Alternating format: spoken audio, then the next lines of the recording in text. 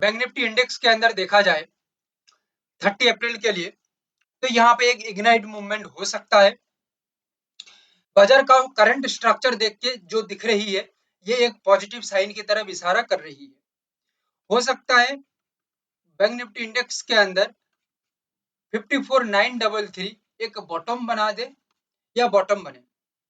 Overall market एक normal movement करने के बाद या एक गैप डाउन मूवमेंट करने के बाद स्ट्रांगली सपोर्ट प्लस बॉटम बनाता है या क्रिएट करता है तो यहाँ से एक इग्नाइट अपसाइड मूवमेंट रह सकता है ओवरऑल बाइंग प्रेशर रहने के कारण या बायर्स मूवमेंट होने के कारण।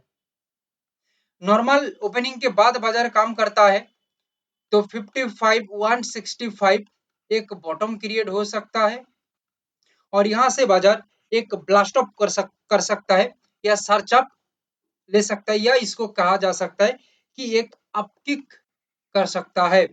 ओवरऑल बाइंग का प्रेशर रहने के कारण ये मूवमेंट यहाँ पे हो सकता है। और भी थोड़ा क्लासिफाइड और स्मूथ मूवमेंट होती है तो 55,282 लगभग ये भी नियर बॉटम बनेगा।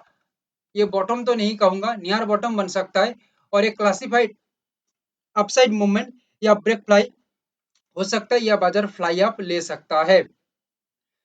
55,520 ब्रेकआउट के बाद एक नॉर्मल सा मूवमेंट रखेगा लेवल के ऊपर स्टेबिलिटी मूवमेंट के साथ ये स्काई रन कर सकता है। क्लियर?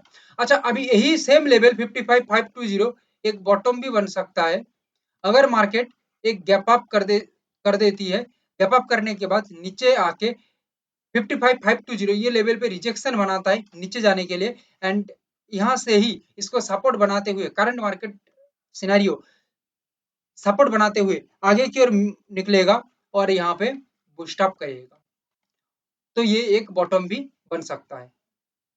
चारों लेवल बॉटम बन सकता है बट सिनेरियो अलग रहेगा, गेम ऑफ मार्केट अलग रहेगी, स्ट्रक्चर एंड मार्केट का मूवमेंट का टेक्निक्स ये सब अलग होगा बट लेवल यही रहेगा।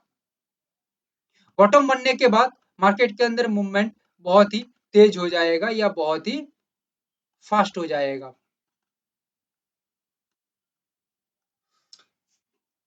निफ्टी 50 इंडेक्स के अंदर चारों लेवल के अंदर एक पॉजिटिव मूवमेंट फिलहाल दिख रही है। ओवरऑल निफ्टी 50 का इंडेक्स का चार्ट को स्टडी किया जाए तो यहाँ पे एक पॉजिटिव रिजल्ट ही दिख रही है। तो यहाँ पे क्या हो सकता है 24,098 एक बॉटम बना के चल सकता है। नॉर्मल ओपनिंग के बाद ये पर्टिकुलर लेवल से एक सपोर्ट बनने के साथ साथ एक अप इग्नाइट मूवमेंट क्रिएट हो सकता है बाइंग प्रेशर रहने के कारण और एक बड़ा और सॉलिड मूवमेंट बना सकता है। और थोड़ा नीचे की ओर मार्केट का मूवमेंट रहती है, याद रखिएगा 24,021 it is the most classified bottom level. अगर यहाँ पे आके बाजार चुप हो जाती है, होल्ड हो जाती है या रिजेक्शन करता है नीचे की ओर, प्राइस के अंदर एक वेटिंग लिस्ट दिखने को मिलता है तो ये पर्टिकुलर जगह से एक जंप अप रह सकता है प्राइस के अंदर और एक लॉन्ग रन निफ्टी 50 कर सकता है। गैप डाउन के साथ काम करता है या फर्स्ट मार्केट ओपनिंग के साथ बहुत ही फोर्सफुली नीचे की ओर आती है 23,867 एक क्लासिफाइड एंड स्पेशलाइज्ड बॉटम बन सकता है और ये एक बॉटम बनता है निफ्टी 50 के अंदर तो यहाँ से सबसे लॉन्गेस्ट मूवमेंट रहेगी या सबसे फास्टेस्ट भी मूवमेंट हो सकता है अपसाइड के लिए एक स्ट्रॉन्ग सपोर्ट के बाद। ओवरऑल जो स्मार्ट बायर्स हैं वो यहाँ पे और भी ज्यादा स्मॉल प्राइस होने के कारण यानी कि छोटा प्राइस हो जाएगा एंट्री के लिए तो उनका एंट्री और भी बड़ा रहेगी और मार्केट का मूवमेंट आगे की तरफ बहुत ही तेज रहेगी।